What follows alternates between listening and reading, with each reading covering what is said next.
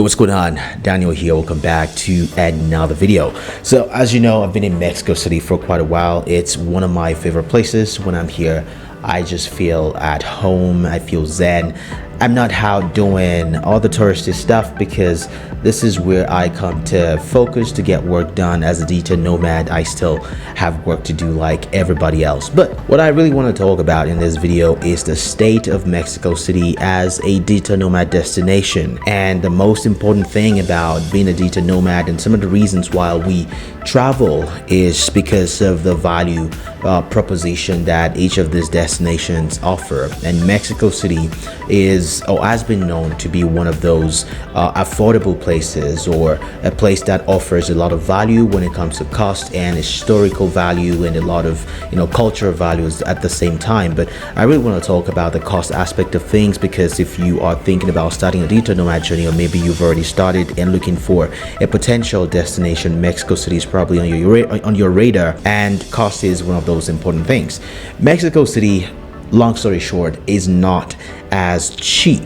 And if you're listening to this, I'm doing air quotes now, as it used to be. Inflation has become a thing, and it's affecting pretty much every sector of the economy across borders. If you're in North America, things are getting more expensive, and the same thing is happening in Mexico. I first came here almost 2 years ago, and compared to right now compared to when I first came here, things have gotten really expensive. Talk about accommodation, food, cost of regular things are getting high up there. So if you're thinking about coming here, you need to keep that in mind as well. I was just looking at cost of hostels, some of the most popular ones that I know around here. I don't stay in hostels, but I just like to do some research just to see what really obtains out there in the digital nomad landscape. And I see that cost has gone up at least 2 to 3 times from like 2 years ago. Of course, I can't say it's sad, but it's just the way it is.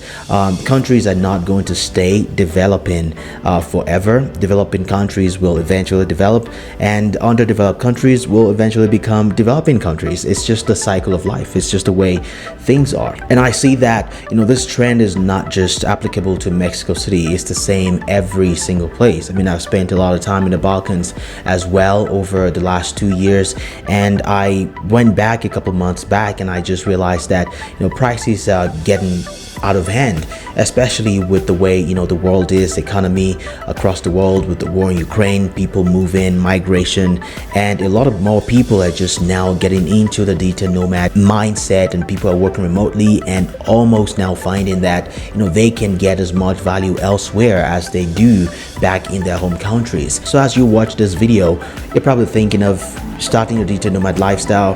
There's no better time to start than now, as long as you have the requisite things you need, such as a stable income, the mindset, and also the genuine desire to do that. This is the best time to start, because things are not going to stay this way forever.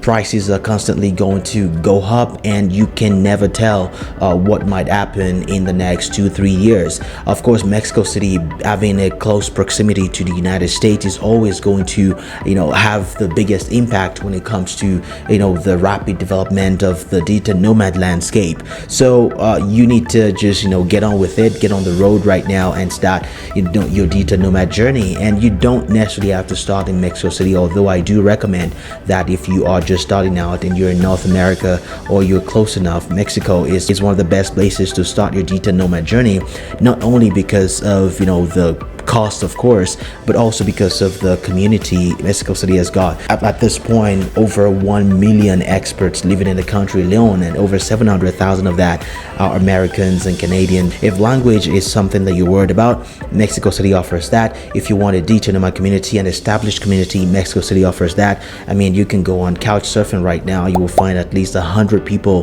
who are ready to hang out. I was at a couch surfing event last week, and it was really fun.